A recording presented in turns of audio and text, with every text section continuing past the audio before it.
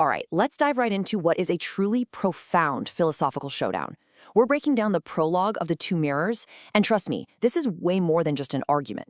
It's a clash between two completely different ways of seeing reality itself. And boom, right out of the gate, you get the whole conflict in a nutshell. You've got one voice, Villa, desperately proclaiming his control over everything. And then the other voice, One, just laughs at him, calling all that control a childish fantasy. This single exchange right here sets the stage for everything. So let's meet our two fighters. In this corner, we have Villa, which literally means the will. He sees himself as the architect, the one responsible for creating and maintaining order. And his opponent? Wotan, the old king. He represents something much older, much deeper, the chaotic wisdom of the abyss. One is trying to build, the other is challenging the very foundations of the building. Now, to really get what Villa is all about, you have to understand this concept, the Fichtean grip. So what is it? Well, think of it as the ultimate need for control. It's this powerful philosophical drive to force a rational structure onto the messiness of reality. It's the ego basically shouting, I can and I must define everything to keep chaos away. Okay, so to make his case, Wotan doesn't just argue with facts and figures. He tells stories. He uses parables. And his first challenge, his first story, is all about the camel. I mean, what an image, right? Wotan is painting this picture of the scholar as a beast of burden. This camel isn't forging new paths, it's just kneeling down passively to be loaded up with the rules and commandments of thinkers who are long dead. And that's the core idea here. The camel of the mind is the kind of intellectual who just soaks up information but never creates anything new. They're so weighed down by the ideas of, say, Kant and Fichte that their own logic becomes totally frozen. You see, they can carry all the knowledge in the world, but they can't take a single new step forward.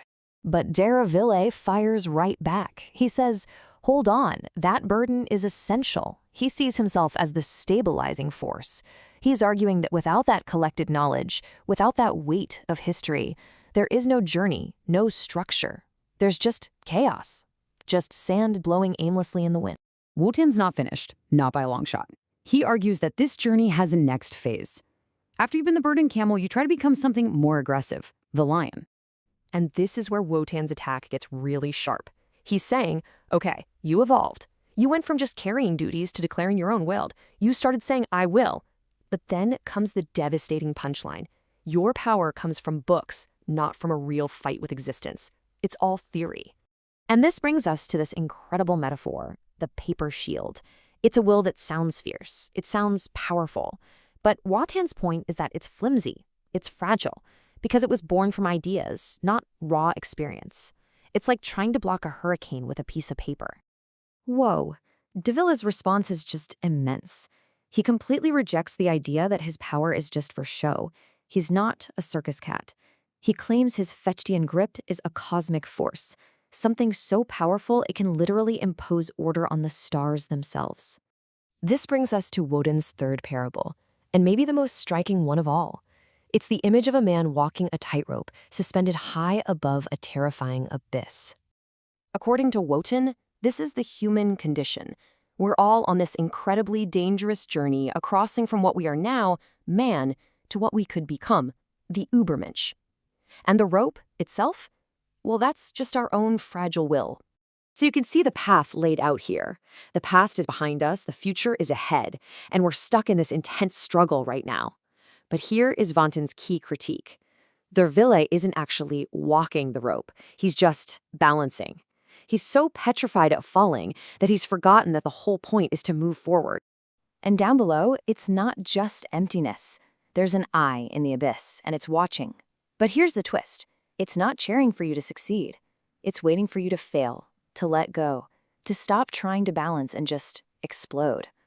It wants transformation through collapse, not careful stability. But for Villa, that's unthinkable. The stakes are just too high. He's screaming back, if I let go, civilization itself dies with me. He sees himself as the bridge that society needs to cross over. And a bridge, by its very definition, has to remain firm. It can't just explode. So this all leads to Wotan's final, climactic vision. This is the culmination of his whole argument, where he introduces a third figure, the child. And this is a complete 180. The child isn't trying to prop up the old world. It's not trying to hold everything together. Instead, it finds the broken pieces of the old systems, the shattered mirror, and starts to play. It uses those broken shards to create something totally new, something beautiful. It's pure, joyful creation. And here you see the contrast laid bare. It's crystal clear. On one side, you have Dare Will, whose philosophy is all about struggle. He mourns, he limps, he grips. On the other side, you have the child's way of being. It dances, it plays, it creates. It's a philosophy of freedom and transformation. When you boil it all down, Der Will's entire existence, his whole purpose, is defined by this one single, all-consuming act: grip. And Watten's alternative? It's the exact opposite. Don't grip reality. Play with it. Stop treating existence like this massive burden that you have to manage and start seeing it as a game to be explored. So after laying all this out, Wotan just vanishes. He leaves Duravilli standing there completely alone, with nothing but the echo of his laughter and this profound, terrifying choice to make. And this is where it leaves us, in this moment of unbelievable tension. For the very first time, Derville feels the crushing weight of his own philosophy, of his own shadow. And he feels this powerful, terrible temptation to do the one thing he's fought against his entire life: to just let go. And so, that's the question we're left with. After a lifetime of building, of structuring, of holding everything together with all your might, what happens when the architect finally lets go? What rushes in to fill that void? That is the temptation, and that is the great mystery at the heart of this entire duel.